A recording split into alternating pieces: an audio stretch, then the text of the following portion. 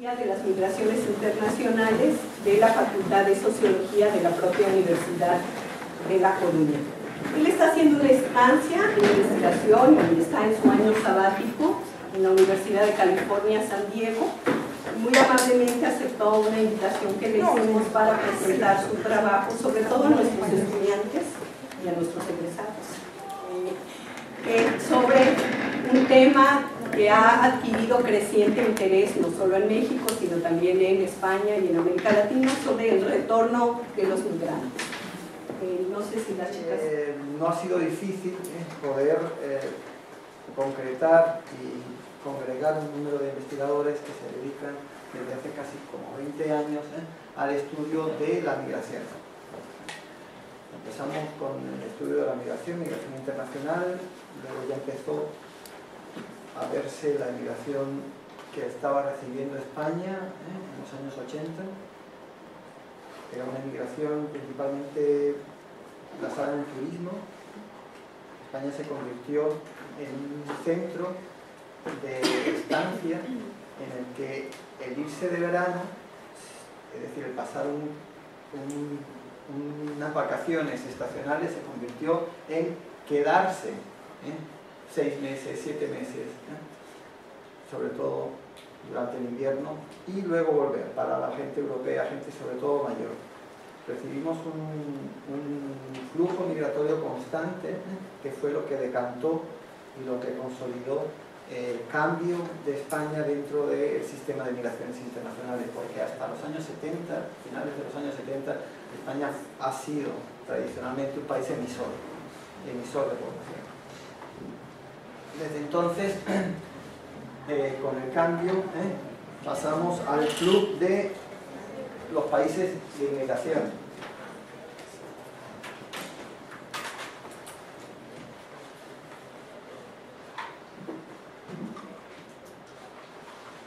Y el éxito fue bastante bueno. En los años 90, el aumento de las zonas residenciales para gente mayor de Europa, sobre todo alemanes, ingleses, pero también franceses, belgas, suecos, noruegos, pero principalmente alemanes e ingleses, lo que generó fue una demanda de trabajo asociado que permitió a parte de la población española cambiar de sector laboral y por lo tanto dejar algunos segmentos laborales que demandaban trabajo. A partir de ahí fue más o menos una encadenación en el que se fueron solapando distintas corrientes. Primero una corriente que venía de la parte norte de África. Todo esto lo sabéis, porque a lo mejor os estoy aburriendo y diréis, pero bueno.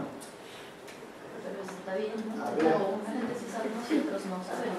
A mí me interesa mucho escuchar la historia, sí. Entonces, no, lo que quiero decir es que si ya habéis dado, no sé, historia de las migraciones, etcétera, pues a lo mejor es conocido. Uno no sabe, cuando está en el país de uno, qué tan conocido es o no. Empecé por ahí porque supuse que a lo mejor queríais pues, un primer acercamiento a cuál es la situación de España dentro del contexto de las migraciones internacionales. Eso es lo que más o menos estoy diciendo. Mientras estoy buscando la presentación. Aquí estamos. Bueno, entonces, en los años 80 se consolidó, a principios de los años 90, la corriente africana, principalmente marroquí, por la proximidad y por también argelinos, y por los múltiples contactos que ha habido entre las dos costas, las dos caras del Mediterráneo. Pero generaron unos segmentos laborales que hay que tener en cuenta también la situación de España. España en los años 80 empezó a formar parte de la Unión Europea. Y la Unión Europea pues, es una unión sobre todo de mercado. Entonces las principales normas que impone son de mercado. Y uno de ellos es la política agraria comunitaria. La política agraria comunitaria es, incluso hoy por hoy, quitando la ley sobre aranceles sobre el acero de los años 50, cuando empezó la antigua Comunidad Europea, hoy por hoy la única norma que implanta límites de aranceles y de precios es la política agraria comunitaria. Entonces, yo lo que quiero decir es que España entró en un mercado que estaba bastante más desarrollado que lo que España tenía. Y el mercado agrícola, sobre todo, tenía un rendimiento en el norte de Europa muy alto. Esto lo que llevó fue que en España hubo que hacer como una reestructuración agrícola. ¿A qué voy con todo esto? ¿Y qué tiene que ver con la migración? Bueno, que muchísimas pequeñas y medianas empresas agrarias tuvieron que cerrar porque no tenían el tamaño suficiente. Entonces, ese espacio que dejaban lo aprovecharon otras medianas empresas agrarias que empezaron a demandar trabajo agrario. En unas zonas y en unos momentos en el que se estaba generando además también demanda de servicios. Es decir, los españoles fueron para los servicios y el trabajo agrario atrajo gente. Bueno, pues ahí empezó todo. Después hay que tener en cuenta también los lazos históricos que ha tenido España con Latinoamérica. Durante los años 60, 70, las dictaduras de Argentina, las dictaduras de Chile, la época de los generales en Brasil, en fin, todo lo que ha pasado en Colombia con la guerrilla, todo eso llevó gente a todas partes, incluido España, por la afinidad y por diversos lazos, tanto políticos como culturales. Eso crea cadenas migratorias, de forma que más o menos a finales de los 90 y principios del 2000, os acordáis del 11 de septiembre. Bueno, pues eso fue como un detonante que empezó a impulsar fuertemente el flujo desde Latinoamérica hacia Europa y principalmente hacia España. Entonces ya tenemos el flujo del norte de Europa que seguía, el flujo de África que seguía y ahora se le añadió el flujo de Latinoamérica. En los años 2001, 2002 fue muy intenso. Se fueron de aquí bastante gente hacia España. España vivía una época de bonanza, que nos estamos pagando ahora la bonanza de entonces, y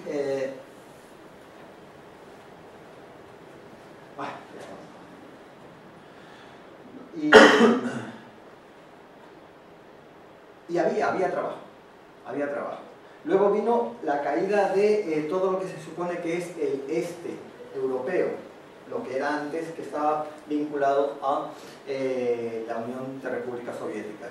Bueno, Rumanía en aproximadamente 3 años se convirtió en el primer país inmigrante en España. Entonces todos estos no se suplantaron, sino que se solaparon.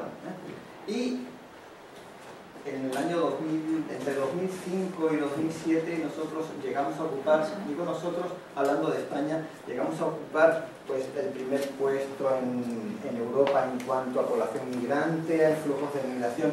Y si lo comparáis, si nos comparas a España con Alemania o algo así, ves que algo pasa, no tiene una potencia como no tenemos una capacidad económica para absorber una masa de inmigración tan fuerte. A pesar de lo cual, quiero decir también que para los que estudiáis lo de la maestría intercultural, estudios culturales, a lo mejor os interesa, porque no se ha producido es decir, no ha estallado ningún conflicto entre las distintas comunidades que hay en España. Vosotros estáis acostumbrados a ver gente pasando, gente de distintos países. En España no. En España hace 10 años, hace 15 años, ver un negro, no, tú llevabas un negro a tu casa porque, mira, era algo exótico. Sí, es algo exótico. sobre todo porque los que iban eran gente que jugaba en la NBA o tenía mucho dinero, iban con unos cochazos, ¿no? Pero de todas formas, eso cambió en muy poco tiempo. Tú hoy por hoy vas a Madrid, y hay barrios latinos en donde te cuesta encontrar un español. Te cuesta encontrar un bar español. Eso, para los que habéis estado en España, es un indicador enorme. En España somos los, yo no sé, pero debemos ser uno de los productores per cápita más grandes de bares, ¿no? Poner un bar, quiero decir, donde hay gente, hay bares. Entonces, que haya habido un sitio en el que la propia gente de esa comunidad haya desplazado a los bares locales, es un síntoma de arraigo, sí. Una precisión, un bar no es un bar como lo que es aquí, un bar es como un restaurante de comidas, que puedes tomar algo, pero comer también. Sí. Si aquí un bar en Tijuana Es solo para beber y más bien nocturno, ambiente de club nocturno, eso es un bar acá. No, aquí un bar, una cafetería, un pequeño restaurante, lo que se llaman las tapas. Sí, sí. Bueno, pues eso. Porque si no vas a Sí, claro, y gracias. En cualquier momento, si hay alguna palabra que alguien crea que puede crear confusión, os la agradecería, y te agradezco a ti, que me lo dijeras. Bueno, esa es la situación de España. Entonces llegó 2008, 2009, la crisis, todo lo conocéis, y en el mundo político, en el mundo de los medios de comunicación, en el mundo académico, se pensó, bueno, como hemos tenido una inmigración muy fuerte, ahora que la oferta de trabajo ha caído, pues la gente se va a ir. Y como ha habido mucha gente que ha venido, va a haber mucha gente. En ese contexto es cuando desde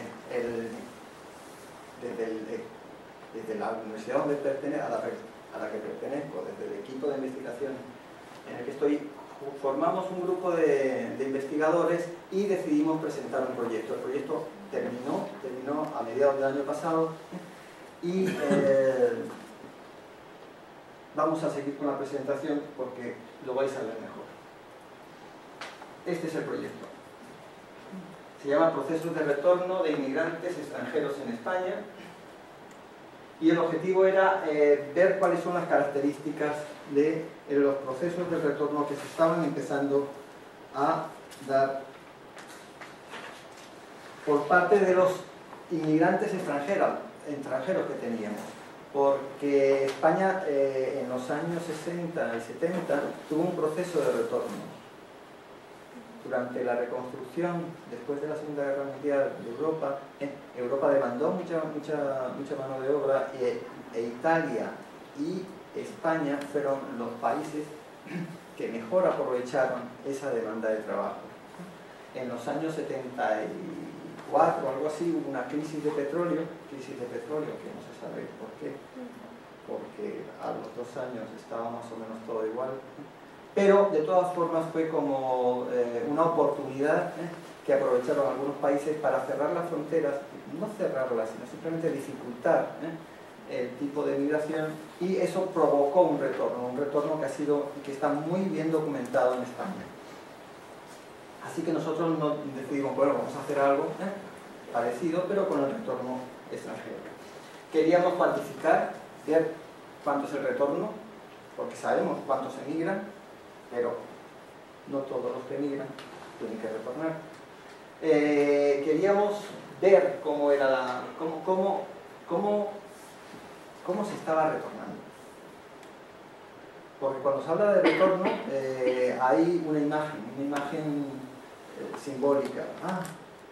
Vuelvo, ya he trabajado, vuelvo a descansar. Es una imagen que incluso está en el principio de la migración, ¿no? Cuando te estás despidiendo de la casa o algo así, no, si voy a volver, sí, etcétera, etcétera. Y es una imagen que se va transformando durante la estancia en otro país. Entonces, de una forma u otra, queríamos ver cómo se concretaba el retorno de personas que estaban en distintas situaciones, sobre todo por el tiempo, las diferencias en tiempo que tenían en España. Había gente que llevaba 8 o 10 años, ya estaba consolidada, y había gente que acababa de llegar, que llevaban 2 o 3 años. Queríamos saber también qué es lo que pasaba cuando se retorna. Cuando emigras, no conoces el sitio donde vas. Tienes una red de información, vas con direcciones, etcétera, pero es una decisión de decir, bueno, voy a empezar un proyecto migratorio. Cuando retornas, no. Cuando retornas ya tienes una idea del lugar previo. Y cuando vuelves, lo que queríamos saber es si las expectativas que se habían creado más o menos se cumplieron. Es decir, qué pasó con la gente cuando volvió. Sobre todo para ver si se aprovechaba el capital humano con el retorno.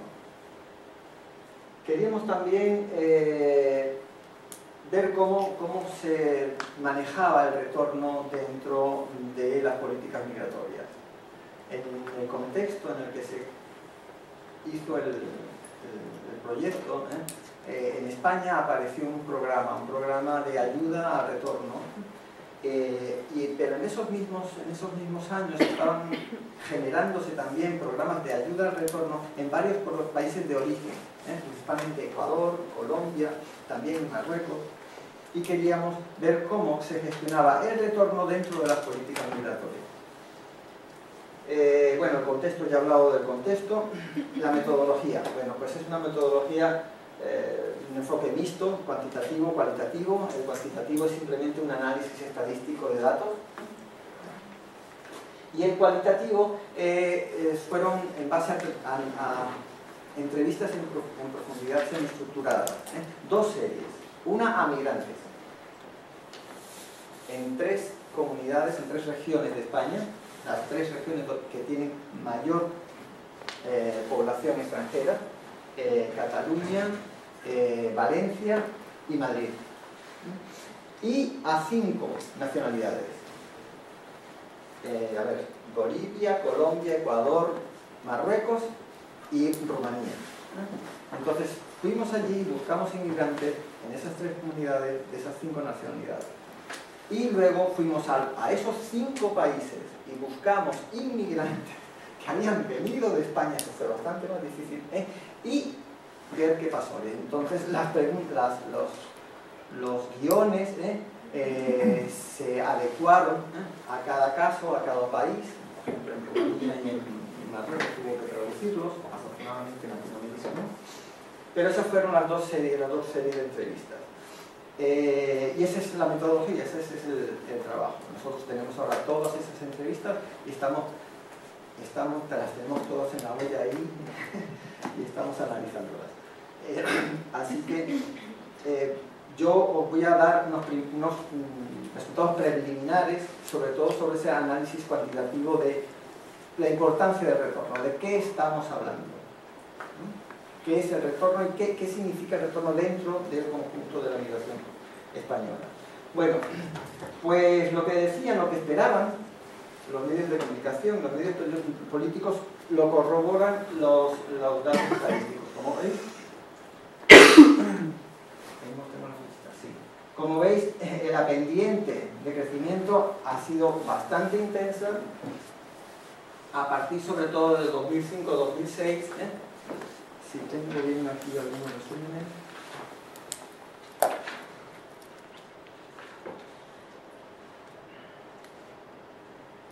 Sí, tiene una tendencia, un crecimiento interanual compuesto del 16%. Y más o menos en 2006, que es este punto de aquí, salieron 140.000 personas y en 2010 ya fueron 370.000, de 140.000 a 370.000. Ese es más o menos el ritmo en el que empezó a salir la gente. Entonces sí se puede decir que hay un efecto, que se nota el efecto de la crisis, en principio. Aunque claro, en el año 2006 y en el año, digamos que en España por lo menos en el 2007, no se puede atribuir a la crisis. Pero es una estadística que también, tengo que decir, es una estadística reciente. Hay gente que ha dado población, gente que ha dado demografía.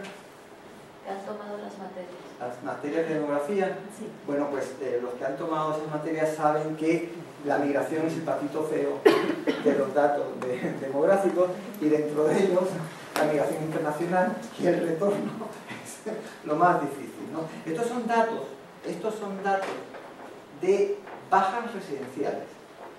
Es decir, cuando una persona llega a un país, ¿no? Pues hay un sistema que lo registra, ¿vale?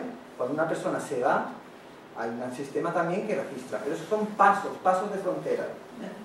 No sabes si es un turista o qué es, o si va a estar un día, un año o algo así. Bueno, esto no, esto es cuando una persona va a vivir, ¿cuál es la unidad administrativa más pequeña de aquí? Municipio.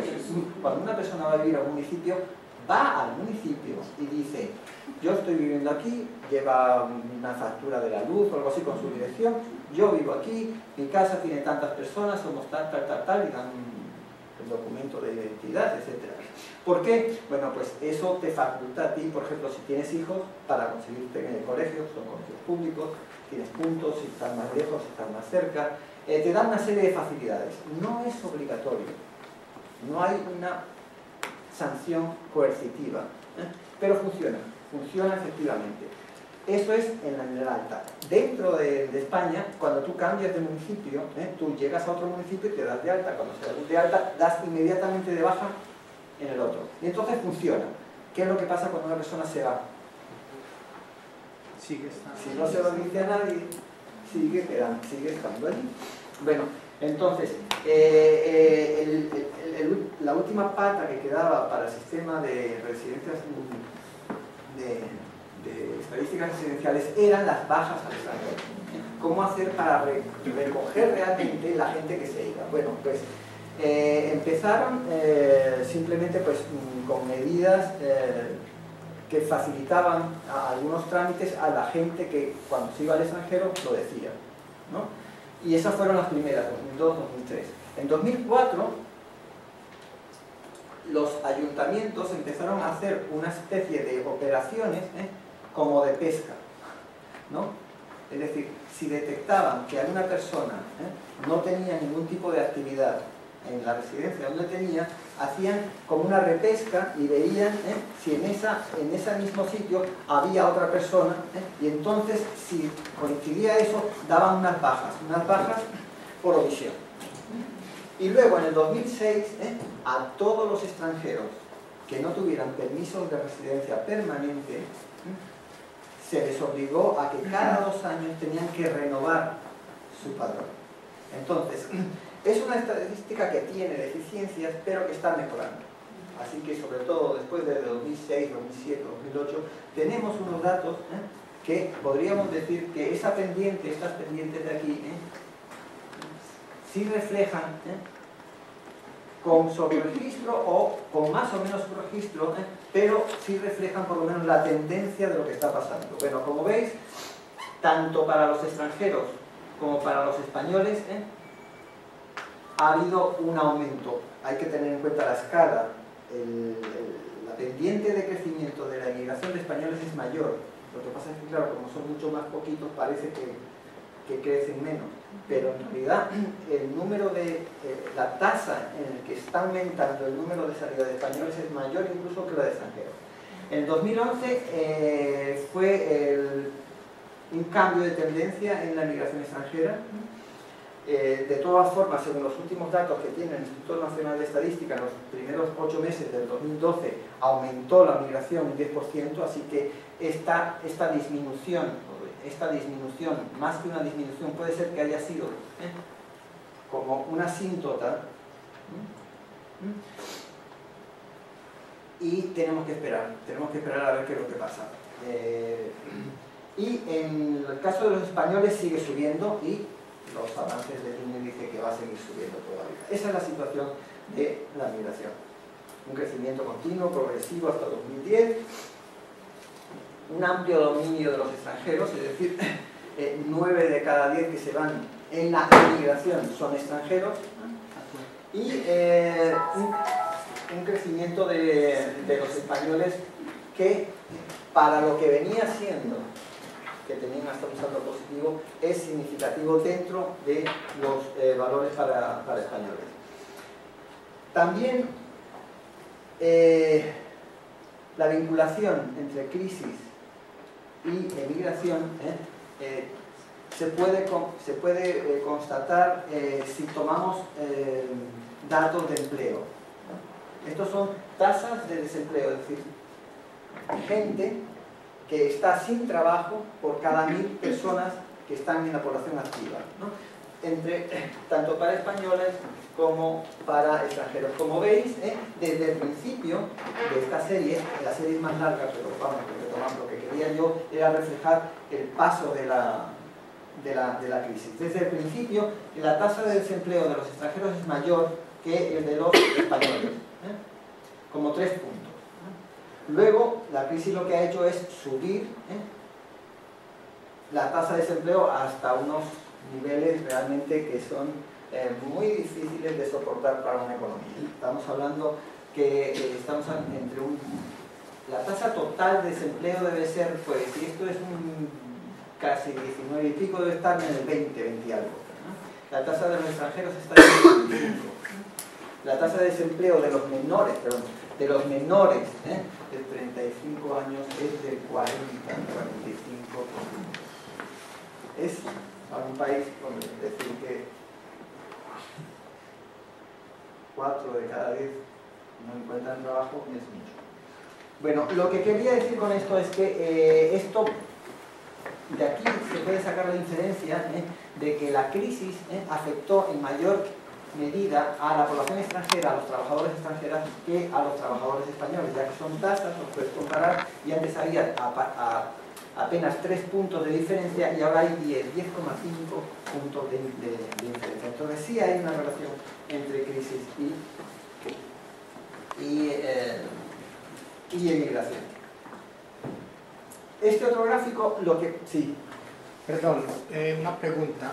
Pues, según he podido entender y deducir, ya usted me corregirá. Pues digamos que con esta última gráfica que acabaste de pasar, vimos cómo pues el desempleo afectó, se vieron más afectados los extranjeros que los españoles, ¿sí?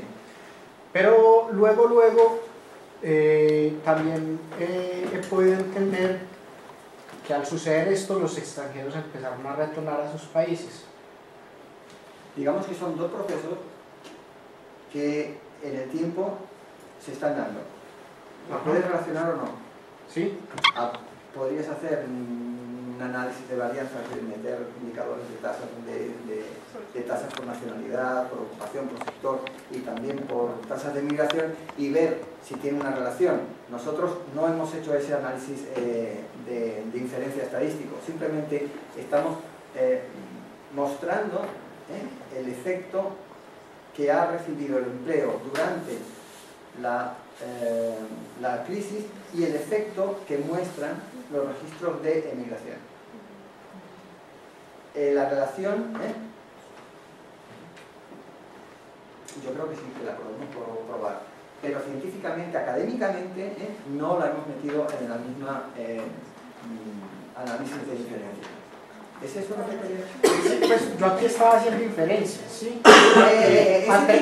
Atrevidamente, sí. Y a donde quería llegar era a preguntarte, bien sea que la respuesta sea científica o no, ¿será que el retorno de los extranjeros a sus países de origen acentuó la crisis en España o no?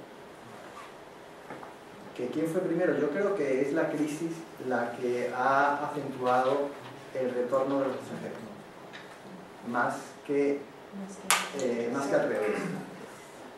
Es decir, el tipo de relación que yo creo posible es que hay que tener en cuenta que, mira, la crisis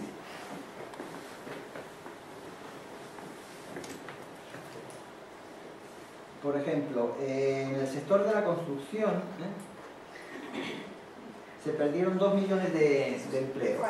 Y el sector de la construcción es uno de los sectores donde más trabajadores extranjeros hay. Entonces, los sectores que perdieron más desempleo coinciden también con los sectores donde la proporción de población extranjera trabajando es mayor. Entonces, por lo tanto, si la crisis lo que hizo fue reducir el empleo en los sectores donde más extranjeros hay, por eso estás viendo que han subido las tasas de desempleo. Entonces, ¿qué es lo que pasa con el desempleo? ¿Sabéis cuál es la situación de la protección laboral en España? Bueno, si tú tienes un contrato, a ti te quitan una parte. A mí me quitan el 25% de lo que gano. De ese 25%, como el 10 y pico o algo así, va para lo que es empleo. Es decir, si yo me quedo sin trabajo, yo tengo, según el tiempo que tenga cotizado, yo voy a tener un tiempo en el que a mí me van a decir, bueno, tú tienes tanto dinero, ¿no? Esas son las prestaciones por desempleo. Por eso están tan interesados en medir el desempleo, medir a quién y a quién. ¿Sí?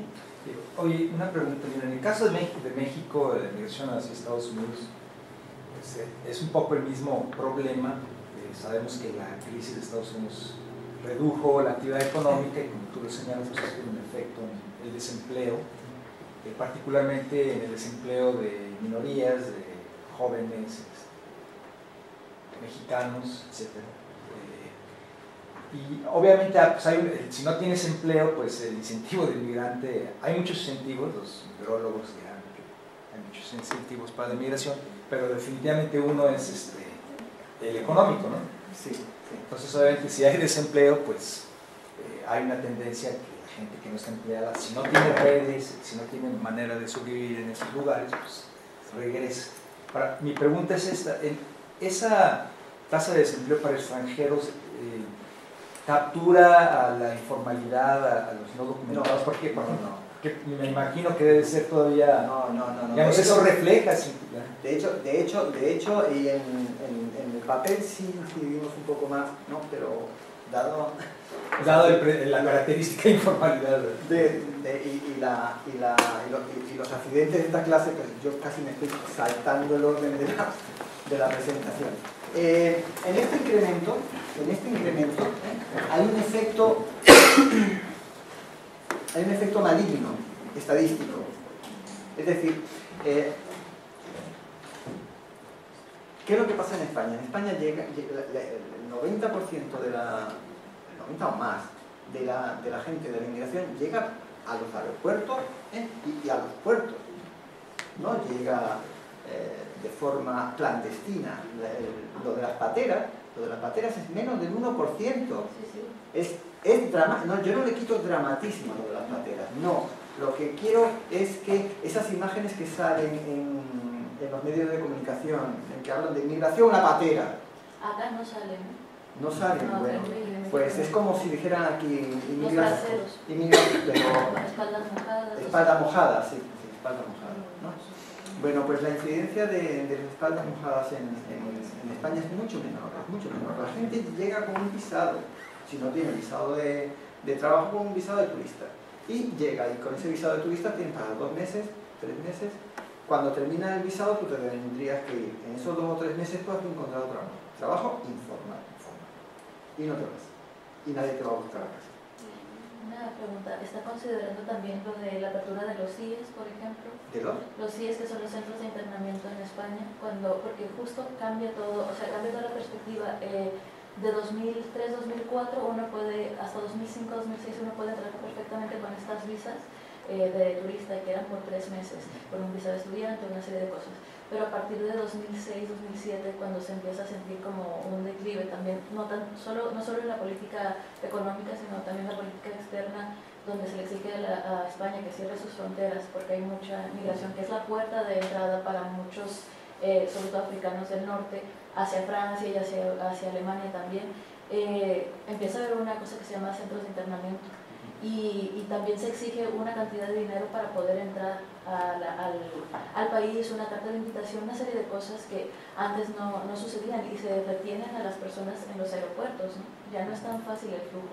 Y además hay como una política arbitraria ahí de poder tenerlos detenidos de 1 a 18 de un día a 18 meses. A 18 meses. Es muchísimo.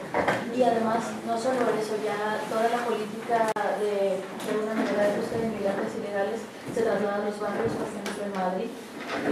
Pues evidentemente si eres negro y mides 1,90 m, como usted decía, es exótico, ¿no? O sea, un negro no se puede ocultar. No, ya no es tanto. Ya no tanto, pero bueno, evidente es, ¿no? O sea, una persona negra no puede hacerse pasar por una persona que no es negra. Ah, ya. Entonces, pero un latinoamericano... Tampoco, pero justo hay como... Lo que pasa es que también hay una segunda generación de gente que ya nació en el Estado español, que es de origen peruano o ecuatoriano, pero que es español. El 15% de los nacimientos. ¿Verdad? El 15% de todos los nacimientos tiene por lo menos uno de, o el padre o la madre es español. Entonces ahí como ya esa segunda generación. Lo que acaban de oír está sustentado por el Fondo Europeo para el Retorno. De ahí se saca el dinero, de donde se crea la infraestructura de los CIES. Los CIES son centros de internamiento, han sido denunciados ante tanto el Tribunal de La Haya como ante tribunales de España, y ha habido además una sentencia, por lo menos en España, condenatoria. Antes no había, ahora hay. El antes no había es largo porque los CIES forman parte de una política, de una de las ramas de la política europea. Hay CIES en toda Europa, bueno, en toda la Unión Europea. De todas formas, aunque eso es así, de la magnitud de los CIES no es suficiente como para explicar la mayor parte de cuál es la estrategia que normalmente llega a la gente. Es decir, sí pasa eso. Y además, lo peor de todo es que los CIES son, voy a decir una palabra mejor, no, porque me están grabando, discriminan según las nacionalidades. Es decir, la tasa de marroquíes que hay en el CIE es muchísimo mayor que la tasa de Argentina, por ejemplo. Bueno, volviendo a la pregunta del trabajo. Cuando se quedaron sin trabajo, todos aquellos trabajadores que habían estado cotizando, algunos tuvieron paro, ¿no? Algunos tuvieron paro y se acogieron a ese paro. Normalmente pues se generan familias, en las familias o uno u otro seguía con algún tipo de trabajo, aunque estuvieran en paro los dos. ¿Quién podía conseguir un poco mejores oportunidades de trabajo irregular? Las mujeres. ¿Dónde? En cuidados de mayores, cuidados de niños, cuidados de casas. Y este tipo de trabajo casi siempre es informal, no tiene ningún tipo de contraprestación cuando estás en el paro, pero te ayuda. Con esto lo que quiero decir es que nosotros tenemos la impresión de que la gente no se ha ido porque se quedó en el paro. Ha tratado de quedarse y de aguantar hasta que ya no ha podido. Se está yendo porque no ve que va a haber trabajo ni siquiera el año que viene. Pero no se está yendo diciendo adiós España, no, se está yendo como una estrategia. Es decir, está convirtiendo el retorno en una parte de su propio proyecto migratorio. La mayor parte de los entrevistados que hemos hecho en los países de origen nos han dicho que ellos van a volver. Algunos están súper arrepentidos de haberse... Bueno, lo siento, pero he más o menos roto un poco el esquema de la presentación, pero me parece una forma más dinámica de mostrar los resultados. ¿Sí? Solo aclarar que cuando dice tienen paro, dice tienen seguro de desempleo. Es un dinero que se le paga a las personas mientras no están empleadas, pero es por un tiempo. Es por un tiempo, depende del tiempo de cotización. Tú todos los meses dejas una parte, se va acumulando y de acuerdo, si estás más de un año, entonces empiezas a tener derecho a paro para 6 meses, 7 meses, 8 meses, no para toda la vida, ojalá. Bueno, pero sí, lo que quiero decir es que sí hay una serie de medidas a las cuales se puede recurrir la gente que ha estado trabajando en el sector formal. Entonces, ligo con lo de la informalidad. ¿Qué es lo que pasa en España? En España hay algo que se llama funciona algo que podemos llamar como irregularidad sobrevenida. Es decir, esa persona que llegó y que empezó a trabajar en el mercado irregular, estuvo trabajando en el mercado irregular hasta que encontró a algún patrón que sí le quiso firmar un trabajo. En cuanto quiso firmar un trabajo, como él ya se había empadronado y podía demostrar que llevaba en España, qué sé yo, 9 meses, un año y medio, que tenía medios de vida, pues entonces va y solicita una residencia por vecindad y puede conseguir los permisos. Una vez que tiene los permisos, pues sigue. Pero ¿qué es lo que pasa si de pronto, pues nada, se fue a trabajar a una obra, terminaron la obra y se terminó el contrato y tiene que irse a otro sitio a buscar otro trabajo? ¿Qué es lo que pasa? Es que si en ese otro sitio no consigue un patrón que le firme, sino que dice, no, si tú quieres trabajar conmigo, yo te doy tanto, pero así, te lo doy la mano, ¿no? Bueno, pues, si no puedes conseguir otra cosa, coges ese trabajo. ¿Y qué es lo que pasa cuando en ese momento es la fecha de caducidad de tus permisos? Que no puedes demostrar que sigues teniendo contrato, el contrato de trabajo no te lo renuevan e inmediatamente después no te renuevan el de la residencia y tú vas a la irregularidad.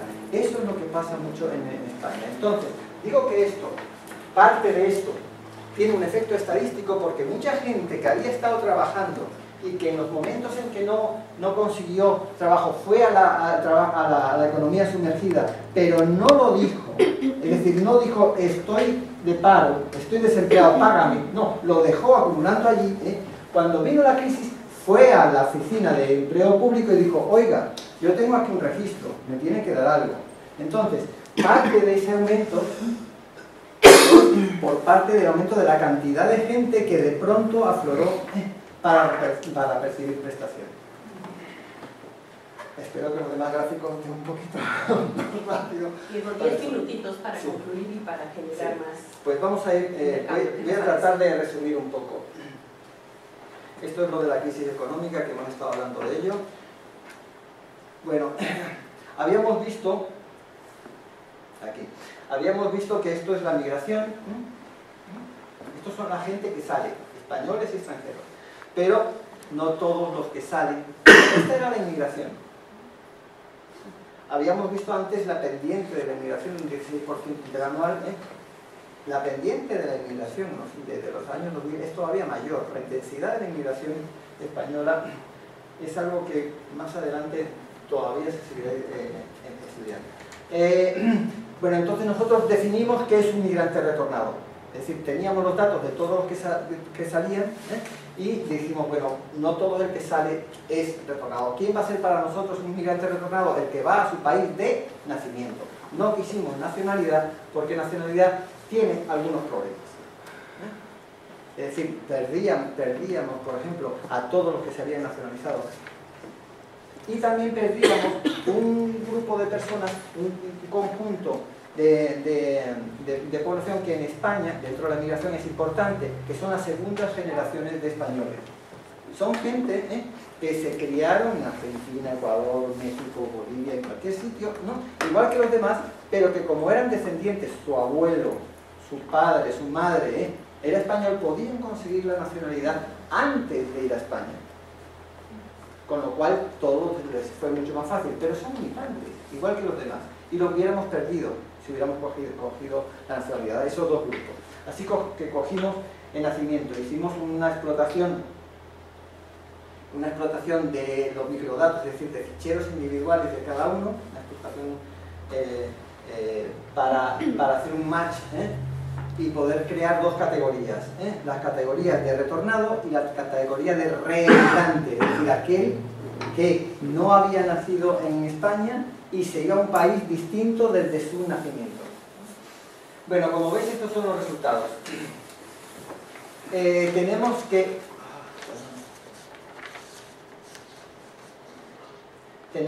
que las líneas azules son los extranjeros, las rojas son los españoles, y las que están rellenas son los de retorno, y las que están vacías son las de tercera emigración. Entonces vemos que la situación es totalmente distinta. En la emigración de extranjeros predomina el retorno, el 82%.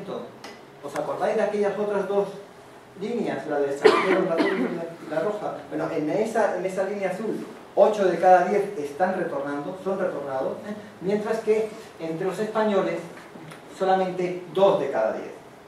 La mayor parte son reemigrantes. Con los datos que tiene la estadística de acciones residenciales, no todos tienen el país de destino. No sabes, esos que decía yo, esos casos, por ejemplo, de los extranjeros que no se dan de alta en el segundo año y se les da de baja automáticamente, bueno, no se sabe a dónde fue.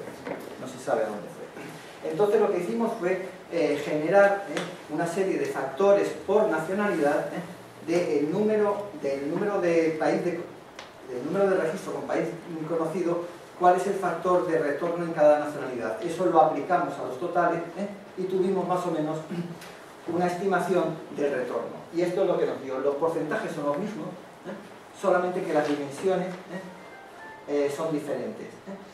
Tenemos así que podríamos decir que el retorno es la principal corriente de la emigración española.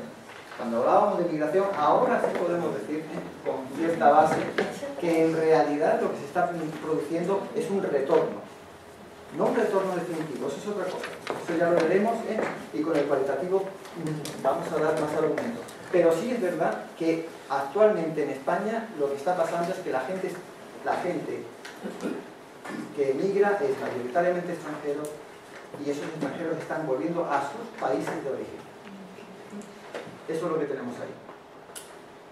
Con todo esto, podemos decir que en ese pequeño periodo, de 2007 al 2011, que es más o menos el periodo de la crisis, retornaron 1.200.000 personas, que es 8 de cada 10 personas que emigraron. Que de esos 1.200.000 y poco, pues la mayor parte, 1.200.000 son extranjeros, y que los extranjeros también es abrumadoramente la mayoría del retorno. Si estamos hablando de retorno, estamos hablando de que la migración es principalmente de retorno y el retorno es principalmente de extranjeros.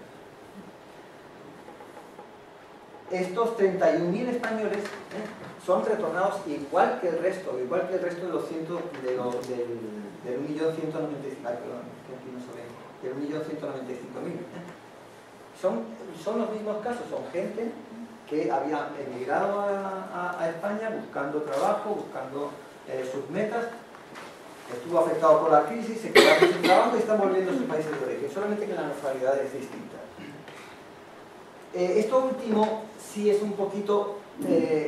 nosotros queríamos medir la magnitud y saber si, de la misma forma que habíamos estado un poco fuera del marco, del promedio, con lo de la inmigración, si estábamos proporcionalmente también teniendo un retorno o una inmigración muy intensa, ¿no?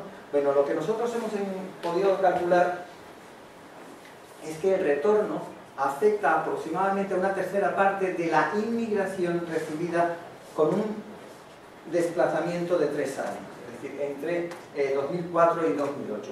Y eso es más o menos lo que pasa en el resto del mundo, sobre todo en Europa. Hay un estudio de la OCDE antes de la crisis, se publicó en 2008, pero es de antes de la crisis, que muestra en los países de la OCDE las proporciones de retornados, y hay una amplia variación por países, por regiones, hay una amplia variación por nacionalidades, pero aproximadamente en los países europeos tenemos que entre un 40 y 60% retorna después de los 5 primeros años. Por lo tanto, no tenemos ese efecto masivo de retorno del que se esperaba cuando en 2007 y 2008 se crearon esos programas de retorno. Es un retorno que podríamos decir que en el cual ha incidido la crisis, porque se ve, pero que es un retorno que va a continuar, no va a desaparecer, porque es un retorno inherente a toda corriente de inmigración. Bueno, teníamos también algunas cosas sobre el perfil demográfico. La mayor parte, vamos por continentes, está yendo a Europa, pero Europa tiene dos componentes. Uno es el de la migración, esa de ocio residencial, y otro es el de la migración laboral, los rumanos. Entonces, si sumamos los dos, pero si desagregamos por regiones, vemos que Latinoamérica es la que se lleva más o menos como el 40% de todo el retorno. Es decir, estos dos grupos, los grupos de europeos de la Unión Europea, más, digo rumanos porque es que deben de ser, pasa lo mismo que con África, que el predominio de Marruecos en la corriente africana o el predominio de Rumanía en la corriente europea no comunitaria es aplastante, es más del 85-90%. En todos menos en África se nota un poco la crisis, el efecto de la crisis, ¿no? ¿Qué es lo que pasa con Marruecos? Bueno, Marruecos tiene este tipo de retorno circular un poco más institucionalizado. Nosotros nos encontramos con gente en Marruecos que nos decía literalmente, si no pasa nada. Yo leo el periódico y digo, mañana redada hay que ir para los inmigrantes en tal sitio, en Coloma de Condenar, en Barcelona, algo así. Yo cojo el avión y me pongo allí. Ellos no tienen ningún problema para ir y venir. Lo que sí tienen problema es para conseguir los permisos. Entonces, por nada del mundo ellos se dan de baja, no pierden su residencia. Y están simplemente aguantando la situación hasta que se genere un poquito de trabajo. Entonces, es un retorno, en este retorno la componente de retorno definitivo es un poco mayor, y por lo tanto la estabilidad depende más de la corriente migratoria anterior. Tenemos aquí los principales países y tenemos los latinoamericanos. Paro en este y ya terminamos, porque como veis, en todos los países, en Ecuador, en Colombia, en Argentina, en todos los países se nota un aumento, menos en Bolivia en los últimos años. ¿Qué diferencia esas dos comunidades? Bueno, Bolivia es la última corriente migratoria que empezó a recibir España. Argentina, Colombia vienen desde muy atrás, desde antes incluso que de este siglo, ¿no? Ecuador, Perú no, Ecuador y Perú son de este siglo. A partir del 2001-2002 hay una migración muy fuerte, pero desde entonces. Bolivia no, Bolivia empieza hace poco, hace 5 o 6 años. Con esto lo que quiero decir es que ese efecto que habían preguntado por ahí, ese efecto sobre el desempleo, coge a dos perfiles diferenciados. Los ecuatorianos, colombianos que tienen una trayectoria, que han podido cotizar varios años y que van a cobrar desempleo, van a cobrar un dinero, aunque estén sin trabajar, y los bolivianos que tienen muy poco, todavía no se han consolidado, de ese poco tiempo además parte lo han pasado en economía informal y por lo tanto no tienen derecho a ese tipo de prestaciones. Entonces el impacto es mucho mayor. Te quedas sin empleo, se quedan los dos sin empleo, no encuentran y no tienen nada que les permita subsistir. Esa es la diferencia más o menos. Bueno, gracias por la atención. Si hay alguna pregunta, con muchísimo gusto, si puedo, trataré de contestarla. Gracias por la invitación. Eduardo, Oh, yo les doy la palabra. Eduardo. Gracias. Pues son dos preguntas de reflexión respecto a lo que nos presentaste respecto a la migración de España, y más que nada tratando un poco, por mi interés personal, de comparar un poco lo que pasa con la migración de retorno en España. con lo que pasa con la migración de retorno en Estados Unidos, ¿no? De mexicanos hacia... Es un poco una definición diferente porque como español tú ves los que se van de España, ¿no? Y los mexicanos vemos los que están llegando de los Estados Unidos. Y pues hay obviamente muchas cosas que son similares, ¿no? Es decir, la cuestión del empleo y de la crisis como un factor relevante, digamos, en esta presión de la migración de retorno. Pero hay un aspecto que, por ejemplo, en el caso de la relación de México y Estados Unidos es muy importante, que es esto de las políticas antimigratorias que existen en Estados Unidos desde siempre, pero que además se han profundizado en los últimos años, es decir, no han parado, sino que se han intensificado. Y bueno, México y la frontera México-Estados Unidos, como tú ya habrás visto en tus caminos hacia el cole, hay expresiones muy claras de la contención, no solo de mexicanos, sino de todos los centroamericanos y latinoamericanos que pasan por México, ¿no? Entonces, hay aviones no tripulados que cruzan la frontera de México y Estados Unidos vigilando, cada vez hay más agentes fronterizos cuidando la frontera. Es decir, hay toda una política antimigratoria muy fuerte que se está intensificando y que a mí me parece que se adiciona al problema coyuntural, porque es una coyuntura, no de una crisis. Realmente la crisis eventualmente, siempre ha sido así, tendrá que reducirse y estas tendencias pues, se van a modificar por esa razón. Pero en el caso de México hay este componente antimigratorio que se intensifica, ¿no? Y que a veces pareciera que se hace como algo estructural, ¿no? Porque cada vez hay más agentes, cada vez es más difícil cruzar. Entonces eso también hace más costoso este proceso de circularidad, ¿verdad?, de los migrantes que hay. En México, ¿verdad?, había ese tipo. Entonces, un poco, antes de seguir avanzando, la pregunta es si tú ves que en España o en Europa hay una tendencia, o los signos que lo que está pasando, hay una tendencia hacia una política antimigratoria, hacia una política de contención, no solo de contención, sino de estimular o de estar impulsando, porque en el caso de México también hay todo esto, y en Estados Unidos hay todas estas ideas de los deportados, ¿no?, que hay, y los retornos voluntarios, ¿no?, mexicanos, que se dan porque si no te dicen la cárcel o te regresas, entonces voluntariamente pues se regresa, ¿no?, la gente. Sí. Diego, ¿podríamos tomar 2, 3 preguntas? Sí, esa es una, ¿no? O sea, la cuestión de las políticas, si hay una política antimigratoria, sí. ¿Quieres 2 o 3 preguntas y luego lo respondo? ¿Te parece? Déjame anotar porque... Y bueno, una última muy rápido que no quiero tomar mucho tiempo, tiene que ver con...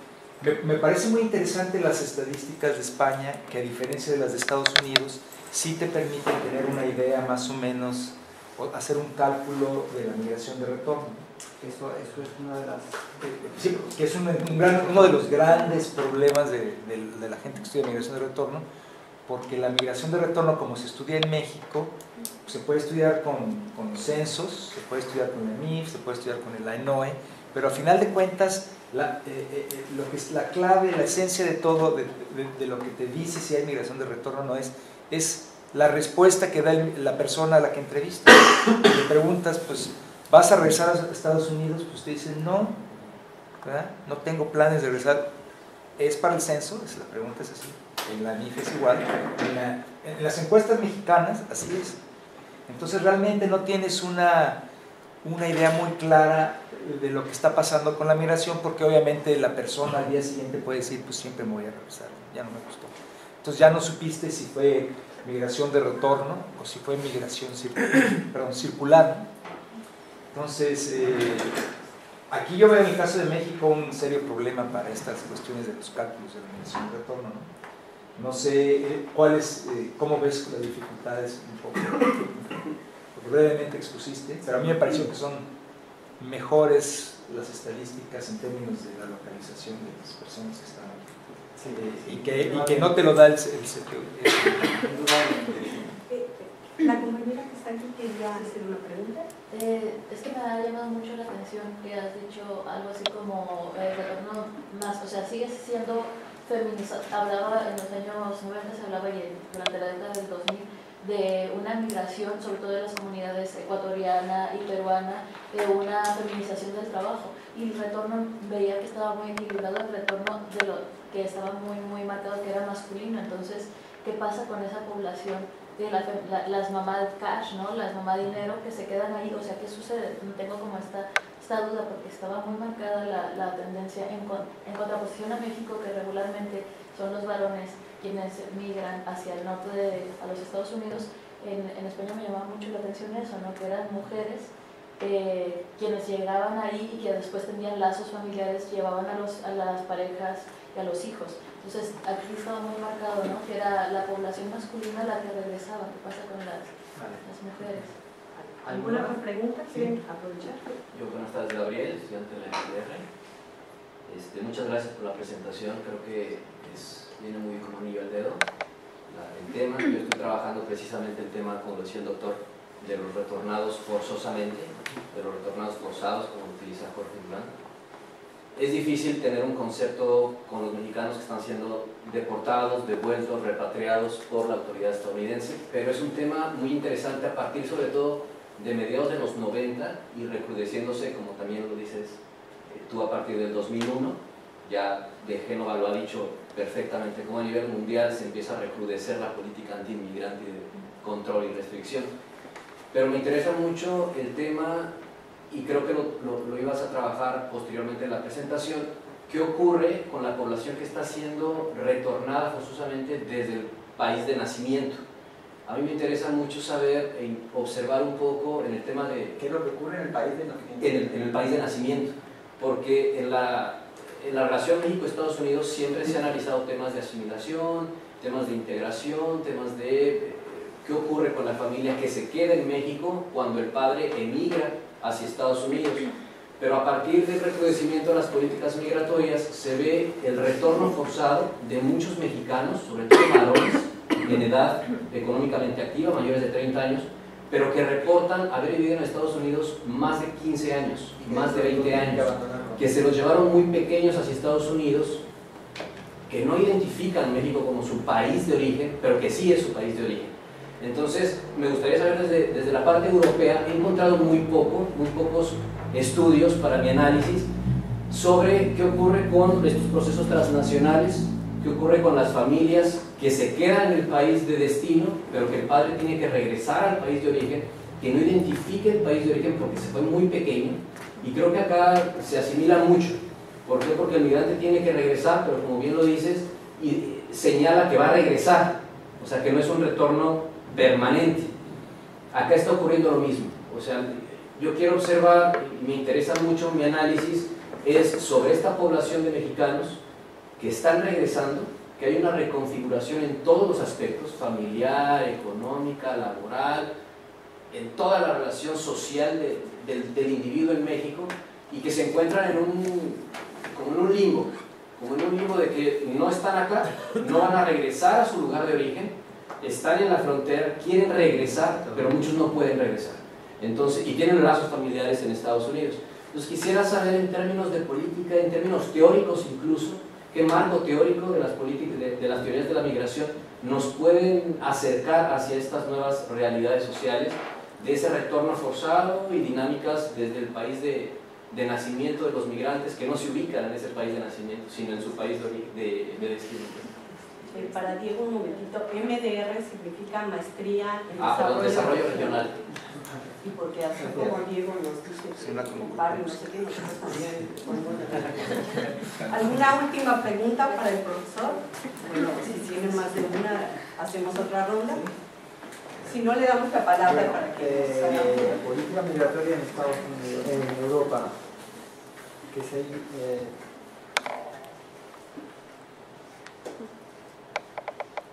he estado en tantos seminarios, congresos, reuniones en las que multitud de investigadores han presentado estudios desde todo el punto de vista sociales, antropológicos, economistas, diciendo a la Unión Europea la migración es algo que no se va a parar, no es algo malo, Se pueden crear problemas con las poblaciones asentadas, pero no porque migren, sino por otra serie de cosas. Y a pesar de eso, a pesar de la cantidad ingente de informes que hay mostrando y demostrando académicamente eso, la Unión Europea tiene una política miope, por no decir otra palabra, cínica, sobre las migraciones. Independientemente, ahí no está el dinero, pero el Fondo Europeo para el Retorno gestiona algo así como 28.000 millones de euros. Si vosotros leéis que está en la Unión Europea, ponéis Directiva de Retorno o Fondo Europeo, vais directamente, os lleva a la página de la Unión Europea y te están todos los documentos y las discusiones de todas las reuniones que hubo para cada punto. Si leéis por encima la letra, veis que la Unión Europea, el humanismo de la Unión Europea, teóricamente hablando, realmente yo lo apoyo. Tiene unos argumentos humanísticos preciosos. Si luego pasas y ves cómo se distribuye el presupuesto, te das cuenta que el 80% de esos 38 millones van al control de fronteras. Entonces, hay un divorcio tan grande entre el discurso y las acciones que vale más fijarse en qué es lo que está haciendo y no qué es lo que está diciendo. Entonces, la Unión Europea está reforzando las políticas de control migratorio, es decir, está dificultando la migración, está poniendo trabas a la reagrupación familiar. En España antes se podría reagrupar los familiares de primer orden, ascendentes o descendentes. Ahora ya no puedes con los ascendentes, y con los descendentes tienes serias restricciones. Quiero decir, el derecho a la reagrupación, hombre, ya es como un poquito de inquina, ¿no? O sea, ¿por qué tú le vas a negar a una persona que está en México trabajando desde hace 2 o 3 años, que puede mostrar su registro de estabilidad económica, etcétera? ¿Por qué le vas a negar que pueda venir su hijo o su esposo? Bueno, pues ese tipo de cosas es simplemente una muestra de que sí se están reforzando las medidas de control de la migración. Los centros de internamiento, desde qué fecha, corrígeme, no sé, pero 2005. Sí, ahí empieza más o menos. Forman parte directo de aquí. Todos los estados cogen fondos del Fondo para el Retorno, porque el Fondo para el Retorno y sobre todo la Directiva para el Retorno especifica que la mayor parte de las medidas es para personas que están en situación irregular. Entonces, la mayor parte de los programas de retorno es una forma, por ejemplo, hay un programa en España que es para retorno voluntario por situación en casos de vulnerabilidad, ¿no? Y en realidad lo llevan, lo gestionan ONGs, que son ONGs pues, muy decentes y que vale la pena apoyarlas, ¿no? Pero solamente pueden funcionar en casos de gente irregular, es decir, gente que no tiene todo. Y lo que hacen más o menos es, sin pasar por los centros de internamiento, es buscarle un pasaje, comprarle un pasaje, darle un dinero mínimo de transporte o de traslado desde donde están hasta donde tienen que tomar el avión y que se vayan. Eso es cómo funciona más o menos buena parte de los programas de retorno. Es una ayuda para irregulares. El programa del 2008 que salió en España tiene una peculiaridad, y es que es un programa específico para regulares. En España hay 3 programas de ayuda al retorno.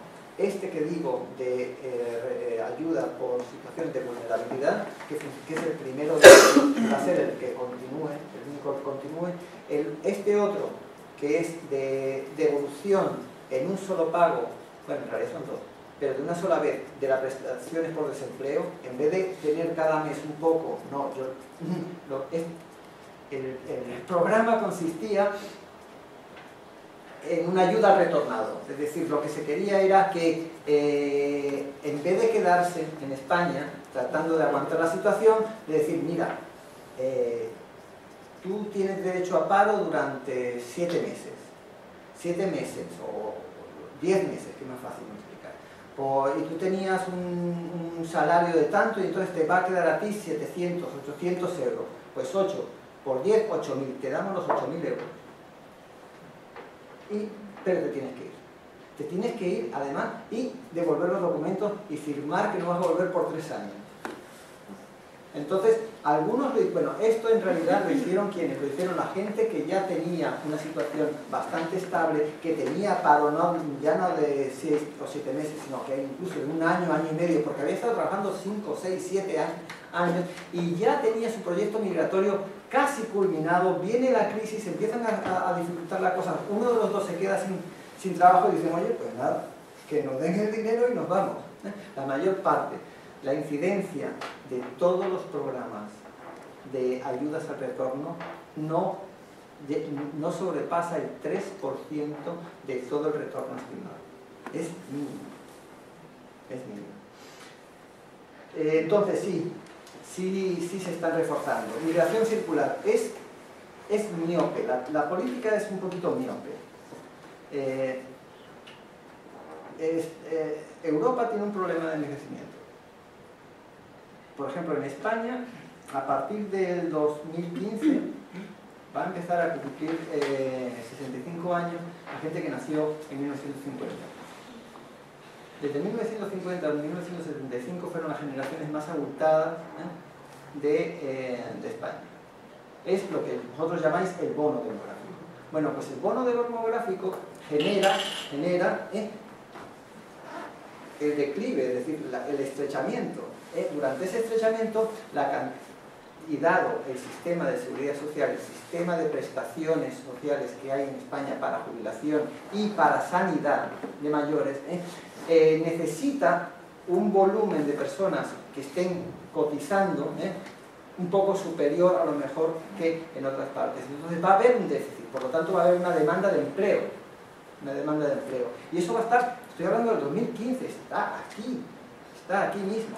Entonces, si una persona ha estado aquí 3, 7, 8 años, conoce España, ahora tiene problemas, ¿por qué le voy a poner yo trabas para que vuelva?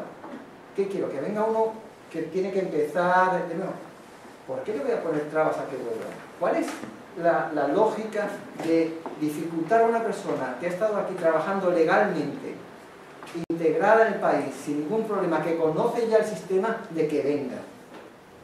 Bueno, el requisito de no ir durante 3 años sin entregar los papeles de residencia es una de las causas digamos, del poco éxito que ha tenido el programa de retorno voluntario en España. La migración circular es hoy por hoy lo que yo creo donde yo creo que hay que relacionar el retorno.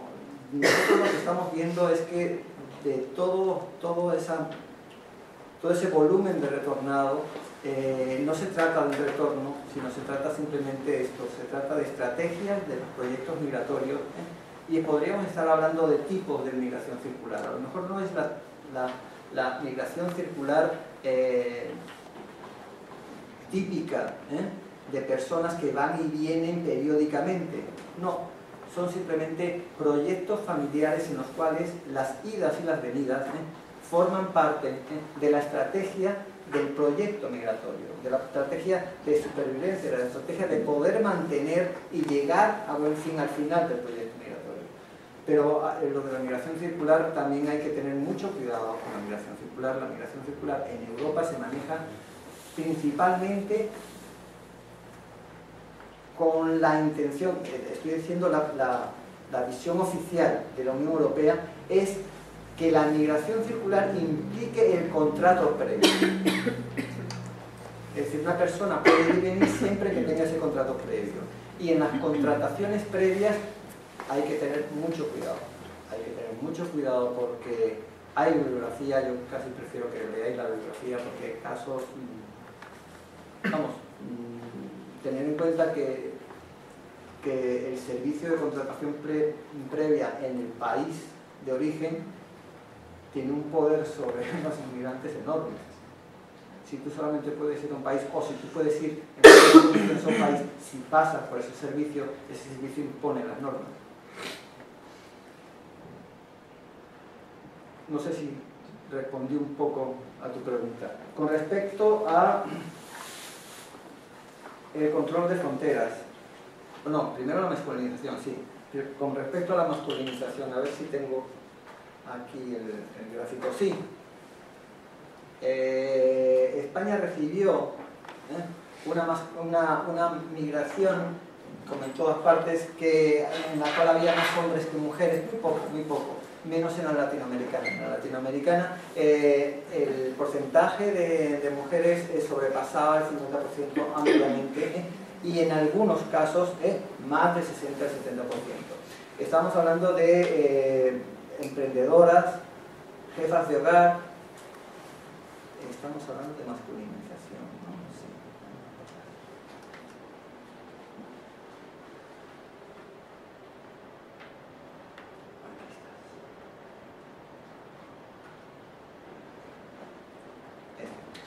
Aquí está. Jefas de hogar. ¿Qué es lo que pasa con el retorno? Que el retorno está masculinizado. Si veis ahí el retorno de extranjeros, tiene un índice de masculinidad de aproximadamente 140 hombres por cada 100 mujeres. Y tener en cuenta una cosa: si eliminamos estos datos, que son los primeros, olvidados de ellos, si vemos esto, nosotros vemos que estos datos vienen de 2004, 2005, 2006, antes de la crisis. Es decir, hay un efecto crisis en la masculinización. ¿Por qué? En los volúmenes, estos son tasas, esto no refleja volúmenes. ¿Por qué? Porque son los que se quedan, los segmentos laborales donde estaban los hombres son los que más afectados por el desempleo. Entonces hubo más hombres desempleados que mujeres desempleadas. Y porque la facilidad de entrar en empleos en el sector informal, en el área de servicios de ayuda a la dependencia, servicios de atención a niños, a mayores y servicios de hogar, es más fácil para las mujeres. Entonces, a las que se quedaron sin empleo formal, la que mejor conseguía empleo era la mujer. Eso es cierto en cuanto al volumen. Pero hay que tener en cuenta que también que si es verdad que se van más hombres que mujeres, incluso antes de la crisis, debe haber más factores que expliquen por qué se quedan más las mujeres. Entonces, ¿qué es lo que pasa con una mujer latinoamericana que va a España? Pues muchas de ellas consiguieron trabajo en poco tiempo, y vamos ahorrando todo lo que se podía, consiguieron los papeles. Bastante de ellas consiguieron incluso hacerse emprendedoras, pero la mayoría lo que se consiguió fue una estabilidad y ir mejorando un poco. Sector servicios, sector de restauración, restaurantes, hoteles, etc. En la medida en que consolidaban su situación, hay que tener en cuenta que la mayor parte de estas personas, de estas mujeres, eran mujeres con familia en origen. Entonces, parte de su dinero lo enviaban a origen. En la medida en que consolidaban su situación aquí, el proceso de empoderamiento, es decir, el proceso de autoconfianza y de seguridad en tus posibilidades va aumentando. Luego, cuando se producen los procesos de reagrupación familiar, hay un choque cultural al principio, y un choque cultural en cuanto a relaciones conyugales. Según la ley española, cuando tú reagrupas a una persona, esa persona está bajo tu tutela.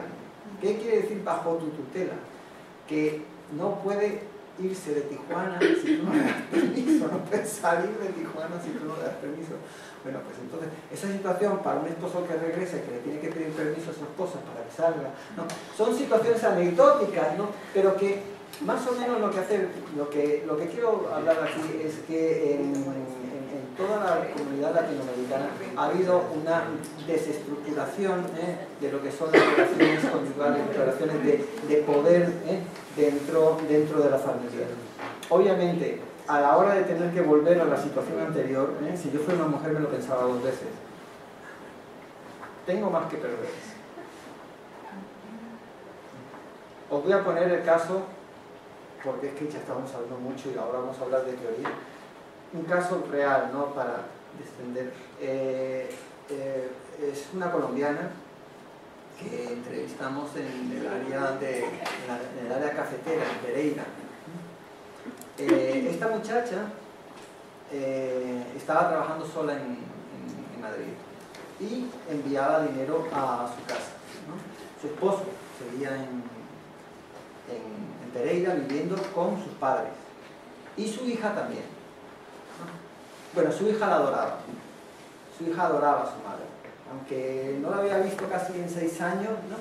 Pero su madre era la que enviaba dinero, la que dejaba que ella pudiera comprar de repente unos zapatos 1 o 2 veces al año, ¿no? Su madre era, no, vamos, una figura muy idealizada. Bueno, pues esta muchacha volvió sin trabajo. A los 3 o 4 meses ya se acabó todo lo que traía. Estaba viviendo en la casa de los padres de él, sin trabajo. Y su hija la rechaza frontalmente.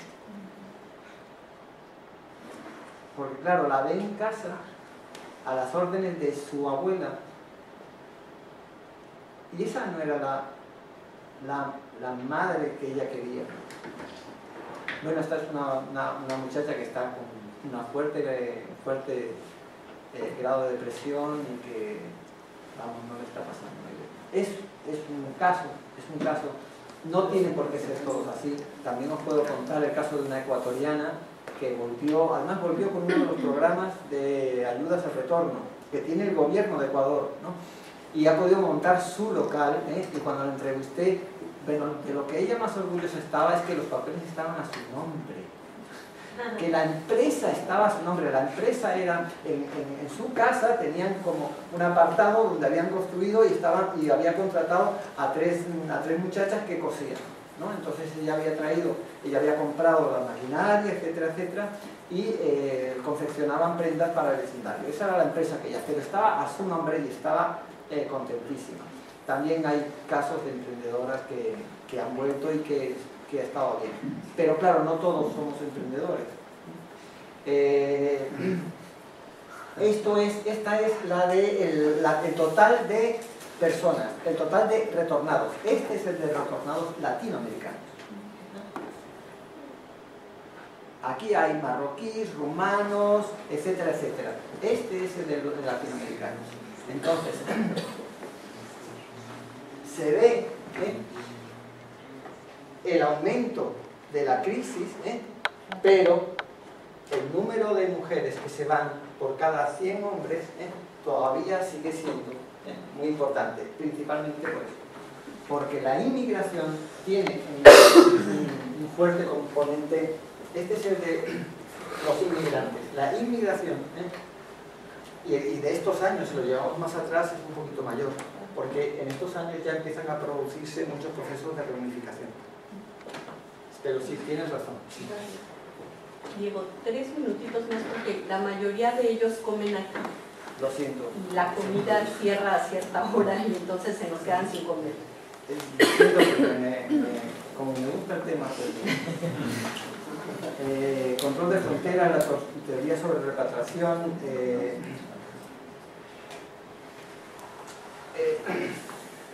En Europa hay toda una legislación sobre el concepto de MENA. No sé si os suena, menores no acompañados. En el caso de que una persona esté en un centro de internamiento y tenga descendientes menores de edad en España, no es repatriado, porque prima el derecho del menor ante el otro, no es repatriado. Pero claro, si su hijo ya tiene más de 18, entonces se vuelve. Lo digo porque alrededor de la legislación de los MENAS es donde más veo yo que puedes encontrar argumentos de casos que se han llevado a la Corte de La Haya y de Estrasburgo sobre derechos humanos y repatriaciones. Es decir, lo que tú acabas de decir en México pues supone una situación difícil para la persona. Pero imagínate tú, en todos aquellos países donde la gente tuvo que salir huyendo por motivos políticos, y tienes que volver, te hacen volver. Entonces, claro, coger a una persona, y porque no tiene papeles, devolverla y ponerla en el sitio de donde él salió más o menos expulsado, esos casos se han llevado a la Corte de Estrasburgo y hay casos sobre ello. Entonces hay argumentación sobre tanto. De todas formas no soy abogado, pero sí hay gente que se ocupa de estos casos, así que si a ti no te importa y yo lo encuentro, gracias de nuevo.